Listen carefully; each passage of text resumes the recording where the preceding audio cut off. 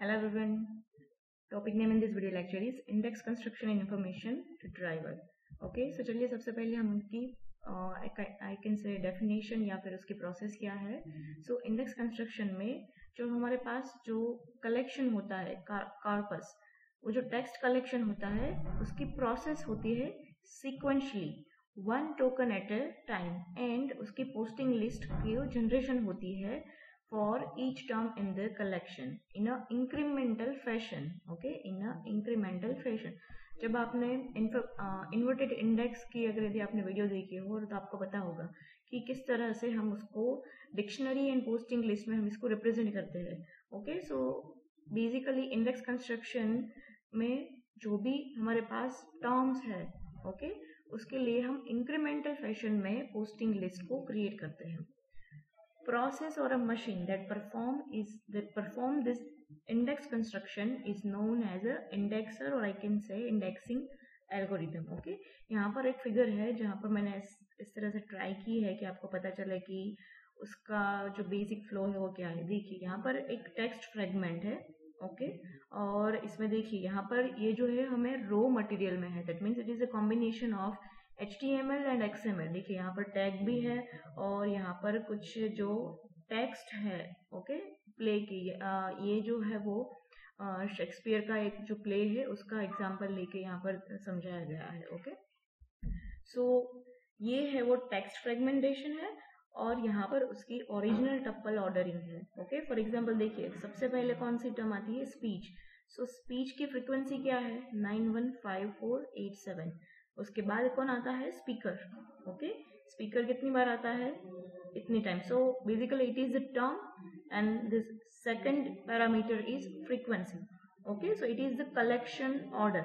अब उसके बाद की स्टेप क्या है, new tuple ordering, that is the index order. यहाँ पर जो है वो सॉर्टिंग परफॉर्म करके यहाँ पर उसको रिप्रेजेंट किया गया. देखिए यहाँ पर सबसे पहले यदि आप इसको देखें तो सबसे पहले आता है line. Okay, after that R for Romeo. Okay, and after that wherefore. So इस तरह से इसकी सॉर्टिंग यहाँ पर कुछ ही टर्म्स को फॉर एग्जाम्पल के रूप में दिखाया गया है. ओके, बाकी सारे जो टर्म्स है इस तरह से उसकी ऑर्डरिंग होती है. अब चलिए देखते हैं कि इंडेक्स कंस्ट्रक्शन जब हम एल्गोरिदम उसका डिजाइन करते हैं तब हमें कुछ हार्डवेयर के रिलेटेड कुछ पैरामीटर को भी हमें ध्यान में रखना होगा. For example access time of data. अब जो डेटा है यहाँ पर हमारे पास दो ऑप्शन है, it can be either in memory और it can be either in disk. Okay, so आप सबको पता होगा कि मेमोरी में एक्सेस टाइम लेस होता है कंपेयर टू डिस्क, लेकिन यहाँ पर एक एडवांटेज भी है डिस्क का कि यहाँ पर उसकी स्टोरेज कैपेसिटी हाई होती है compare to memory. Okay, that is our primary memory. So यहाँ पर हमारा एल्गोरिदम है वो इस पैरामीटर को भी ध्यान में रखकर बनाया होना चाहिए. After that read write operation, okay, that is seek time. Generally read write operation is performed on disk. Okay, जब भी परमानेंटली डेटा स्टोर या रीड या राइट होता है तो सबसे पहले यहाँ पर बात आती है सीक टाइम की. ओके, हमारा एल्गोरिदम इस तरह से डिजाइन होना चाहिए कि उसका सीक टाइम है वो मिनिमम रहे. After that buffering. अब जब हम बोल रहे हैं कि डिस्क में से डेटा रीड करना है या राइट करना है, ओके, सो जनरल सिनारियो होता है उसमें डायरेक्टली कोई जो डेटा है, ओके, लेट्स से डेटा है वो डायरेक्टली किसी डिस्क में स्टोर नहीं होता है. ओके, यहाँ पर डायरेक्टली इस तरह से सेव नहीं होता है. बीच में कहाँ बफरिंग का कॉन्सेप्ट आता है जहाँ पर डेटा टेम्परेरी स्टोर होता है. ओके, so ये भी कुछ memory, I can say it is kind of a just special memory in which temporary data stored over here. Okay, so buffering का भी concept आता है कि हम यदि डिस्क में जो read write operation होता है वो ब्लॉक में होता है. Okay, ब्लॉक में.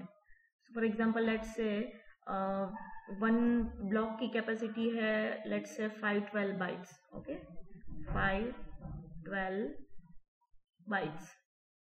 वन ब्लॉक की कैपेसिटी 512 बाइट्स है.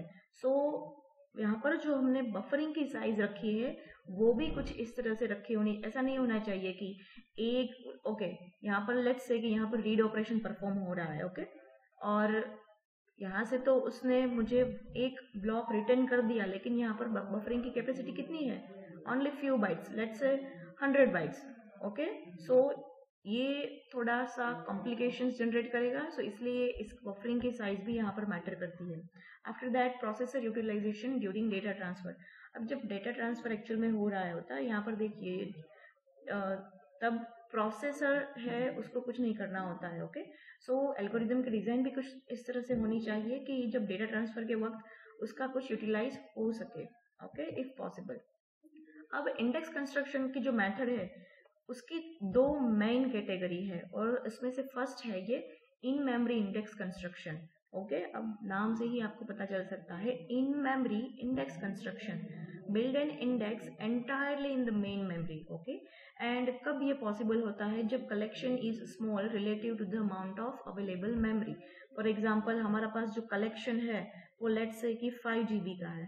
ओके, लेट्स से कि वो 5 GB का है, और हमारे पास जो अवेलेबल रैम है वो लेट्स से कि 8 GB के है, देन ये पॉसिबल है. लेकिन जो हमारे पास जो कलेक्शन है वो 50 GB का है, 15 GB का है, तो क्या है? पॉसिबल है? नहीं है. ओके, सो जब हमारे पास कलेक्शन का अमाउंट जब लेस होता है तब इस टाइप का जो कंस्ट्रक्शन मेथड है वो डेवलप हो सकती है. और अब आपको पता ही चल गया होगा कि अब दूसरी कैटेगरी वो क्या हो सकती है. It is the disk based index construction. Okay, यहाँ पर क्या होता जो पूरी की पूरी इंडेक्सिंग है वो डिस्क में स्टोर होती है, और ये कब एप्लीकेबल होता है? जब आपकी जब जो टेक्स्ट कलेक्शन है, ओके, जो डेटा है हमारे पास वो बहुत ही ज्यादा होता है compare to RAM. Because RAM में उस डेटा को भी स्टोर करना है, और फिर हम जो डिक्शनरी क्रिएट कर रहे हैं, ओके, इंडेक्सिंग क्रिएट कर रहे हैं, सो उसके लिए भी तो स्पेस चाहिए.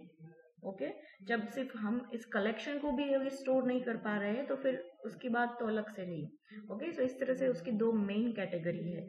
अब जो भी एल्गोरिदम है वो या फिर either it is belongs to this category और आइदर दिस. ओके, अब यहाँ पर मैंने एल्गोरिदम का अगेन कैटेगराइज किया है, but not in terms of its storage, whether it is in memory और अ डिस्क. ओके, जैसा कि मैंने बोला कि कोई भी एल्गोरिदम वो दोनों में से किसी एक कैटेगरी में तो बिलोंग करना ही है, लेकिन यहाँ पर मैंने उसको फर्दर कैटेगराइज किया है. तो first one is in memory index construction. Okay, which is obviously it is absolute memory method. Okay, after that sort based index construction. Okay, यहाँ पर देखिए वर्ड है sort based इंडेक्स कंस्ट्रक्शन. तो यहाँ पर in memory plus on disk method, ये यहाँ पर दोनों का ही कॉम्बिनेशन है. So I can say it is a hybrid. Okay, after that merge based index construction. So ये भी in memory plus on disk method का जो कॉम्बिनेशन है. ओके, इसमें हम इस वीडियो में इस एल्गोरिदम्स में डिटेल में चर्चा नहीं करेंगे.